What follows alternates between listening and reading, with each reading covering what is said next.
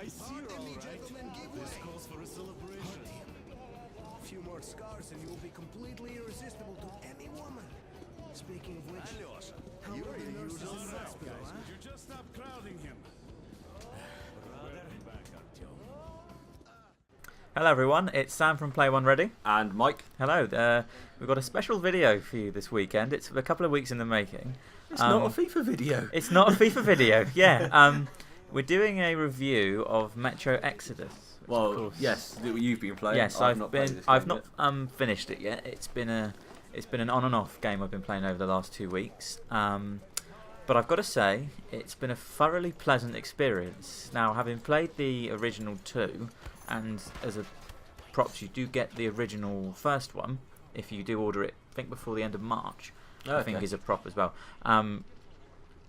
You know, I have read the books. I've played the first games. I know kind of the background to it. But essentially, in this one, in the third one, you're going above ground, above the metro, and out into Russia itself. So there's still the element of the exploration, of the claustrophobia. That's a massive part of it. Still, some of the clips I've got don't show that too much because it's much later on in the game where a lot of the, like I was telling you earlier, the terminal bit where you're stuck inside looking for the rail car, it's like that.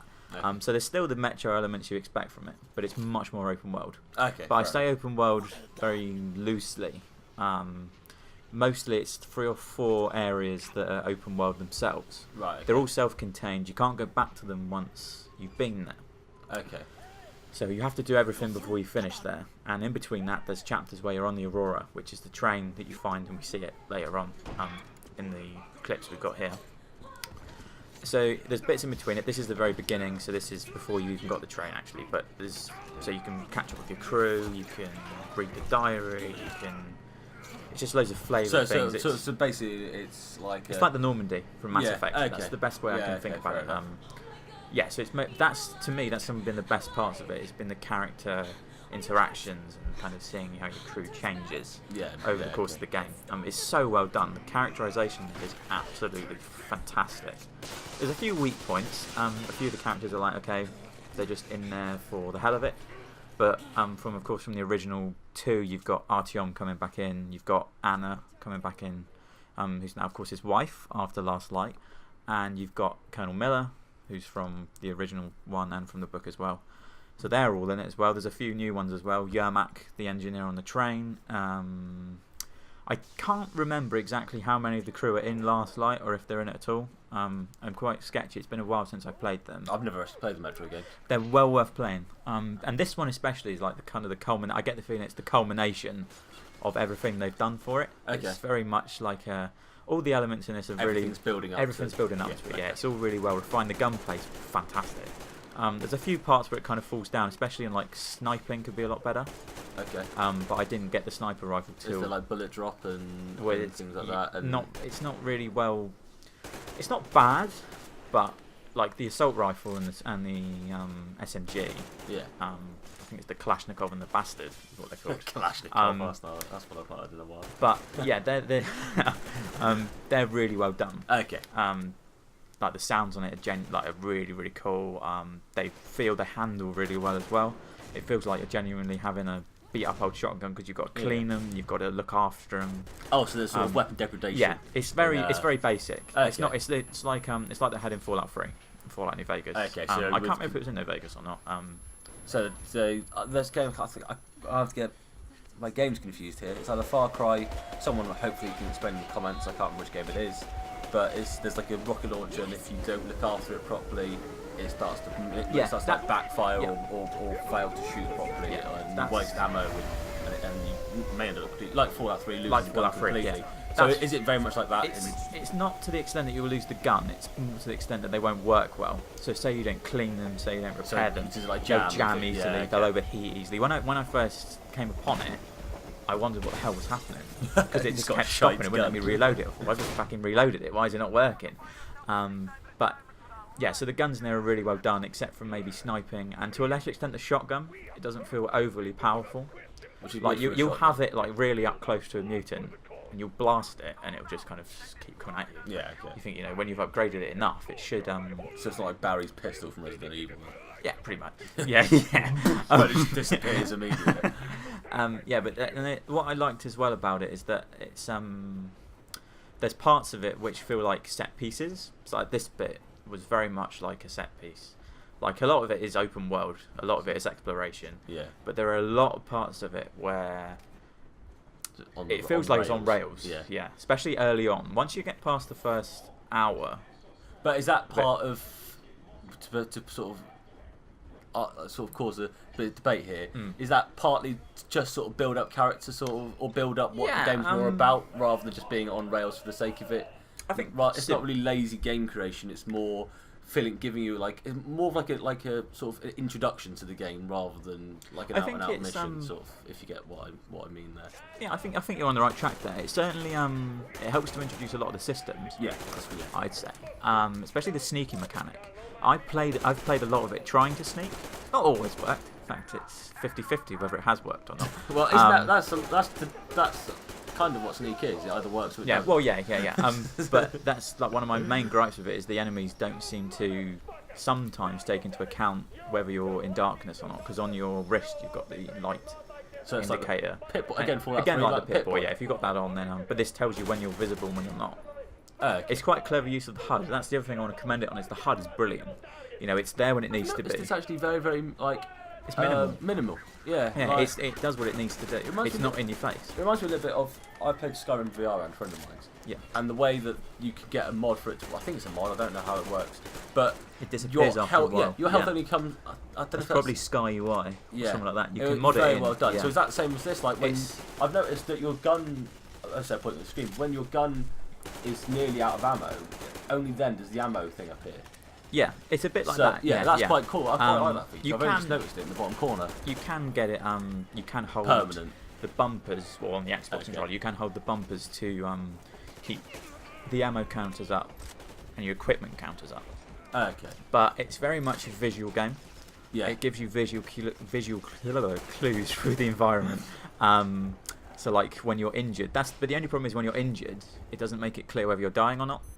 Okay. So you could think that you're actually okay, and then you get difficult. You get one hitted by a mutant. So it's very difficult to deal between what's fatal damage, what could be fatal damage, or if you've just taken like one shot to the back or something. It does feel like very like you said on rails. Even the open world bits when you're exploring and you run into a pack of mutants, onto a pack of raiders or something, that feels quite tense because if you screw up, like really screw up, and you're stuck in the middle with no medkits, you have to stop and make them, and it's quite good because in a minute the crafting system will be showed, which is I think really good.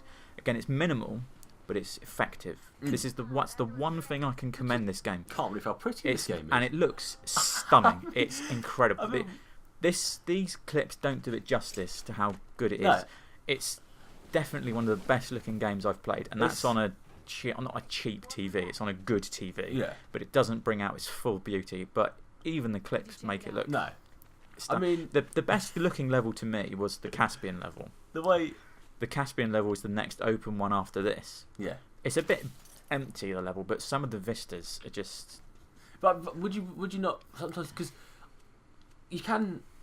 There are games that sort of feel too cluttered. Like one of the main problems I had with like Call of Duty, I think it was Ghost, not Ghost. What was? Anyway, there was one before Infinite Warfare. Yeah. And it was the last game on the side that they released solely to the 360. Yeah. And it was so unbelievably cluttered because just to fill it with so much stuff, and it's kind of. Would you rather not have like a game where it's just pretty like this, rather than just have it jam packed full of crap? And it's meant to be post-apocalyptic, isn't it? So there's not going to be a large amount of stuff lying about. Well, the scavenging element that you've flattened. The scavenging element you see in here, you can pick up scrap, chemical scrap and mechanical scrap. So you can either make ammo, medkits, or mods, and the mods you can swap out on the fly. Okay. So you can stop. So say you want to sneak into a building. There's a couple of raiders hanging out there watching up. I'm actually seeing you can look at stuff here. Actually. Yeah. So you can swap on a silencer. Yeah. I permanently have the silencer attached because I'm a pussy, so I don't want to go and fight them straight up.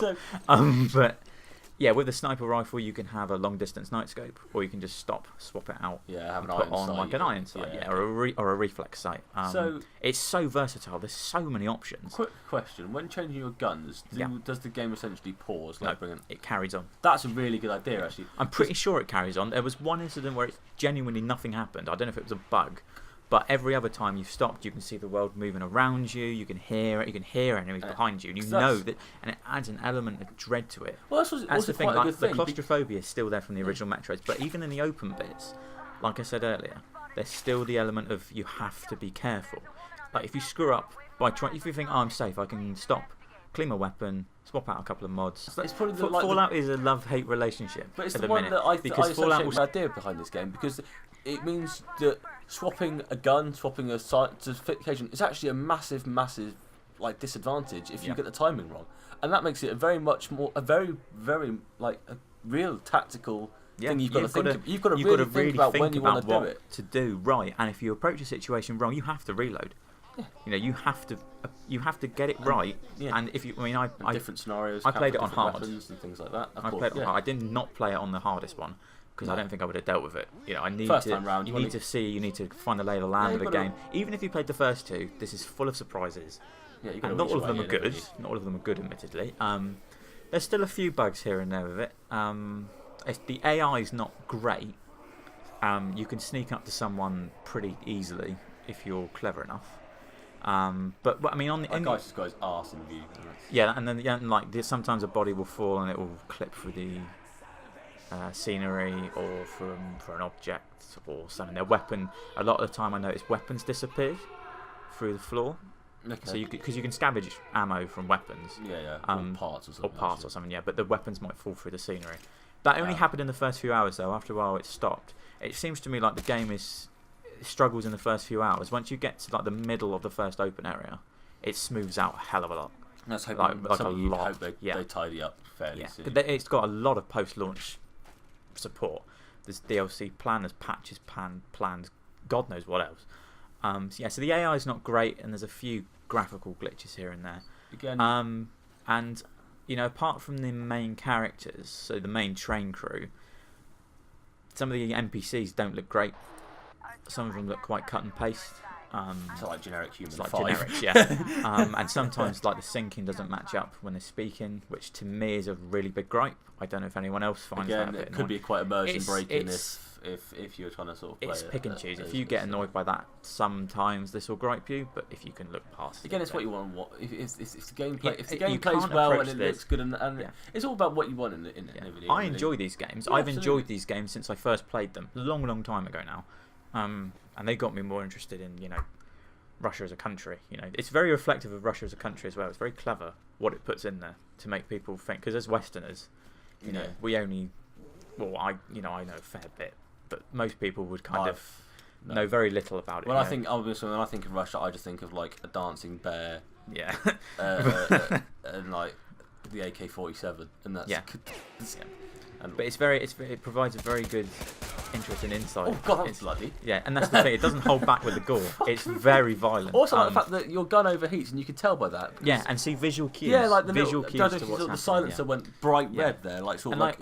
like you mentioned, disc brake sort of thing. If there was the other bit with the gas mask, the gas mask is clever because when you run into like a storm, or you fall in the water, your mask gets covered in water. Okay. You've got to clear it, or you can't see a thing. Okay, and then you have to do that manually. You've got to do that manually. Yeah, it doesn't do it itself. So it's very much, it puts the power in your hands, which for good or for ill is good. Okay, so is your gas mask always on then? I take it. You can take it on and off. You don't have to have it on all the time. And does that sort of thing? Does it sort of block your sights at all, or not really? It depends again in what condition your gas mask is in, because you've got to keep that repaired. You've got to keep the flashlight fueled, and I can't believe how pretty this. Well, it's stunning, isn't it? Yeah.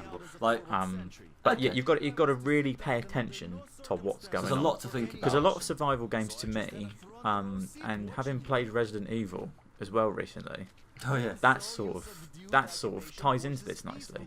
Survival games have to make you feel like you're actually struggling. Yes. If they give the player too much power, that takes away from the point of them being a survival game. Yeah, you feel it less like a You feel like, like a human you feel being less like a survivor, trying more to like a survive, superhuman, and more like Master Chief. That to me is Just Fallout's ridiculous. greatest fall down, especially Fallout 4, because I've not played 76, so I don't. True, but then. But to me, by the time that you get to late levels in Fallout 4, you're not a survival horror game or a survival game. You're just an overpowered person. Whereas this, what I've played so far at least, and I'm very close to finishing it, bear in mind, is you're on edge all the time. And I think that is a good way to wrap it up. I agree, absolutely. Yeah. So I thoroughly recommend Metro Exodus to anyone who enjoys survival games, especially. Ask a quick game, actually. So, do you feel like you would have to play the previous Metro games in order to get this one, or to understand it, or do you get enough detail The short answer is no. You can definitely get away with just playing this one. Enough backstory is given by the environment and by the game that you can sort of get the gist of what's going on. But as a fan, I'd say play the first one. You would recommend. Yeah, You would recommend. Play the first one, play Last Light, and then play Exodus. You'll feel like you've had a hell of a journey. And are they all available on Xbox One? Yes. Yeah. There we go then. You can get the original versions on backwards compatibility, I think. Oh, nice. But they might as well get Redux. That's the redone versions. And they look not as good as this, because this was made for this generation. Yeah. But It's not I would recommend playing them. Yeah, and if you have the time, read the books. The books are just as good. The books give a great insight into the world, into the Russia of today. Yeah. There we go. On that note, on that rather nuclear-shaped bombshell. So I just keep getting lost in the beauty of it, yeah, it's just a fantastic. I mean, I noticed there if you look at the fire, you can see the heat coming off it, and the way it's rising, the ripple effect. Well, the storm system's even better.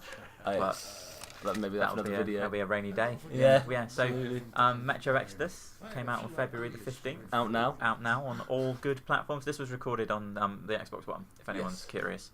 I'm a bit of an Xbox One lad. Yes. So, yeah. Available on PS4? Yes. Yeah, and of course the well-known Epic Store controversy. Everyone knows about that. I'm not going into that. Oh, I don't care. Not on. It's not on Steam, but I don't really. If you Who have makes a problem, Deep Silver, I think, published it. So okay. yeah, you can get it on the Epic Game Store. It is available on PC. Some people make out like it's not, and I'm not being an apologist for them, but you can get it on PC.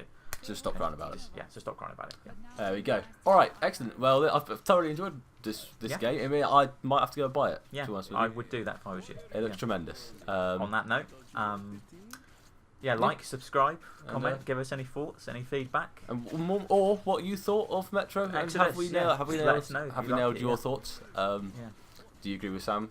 I can't really argue because I've got no idea what this game's like. But yeah, thank you very much for watching, and we'll see you next time. Yeah, so au revoir, everyone. Enjoy.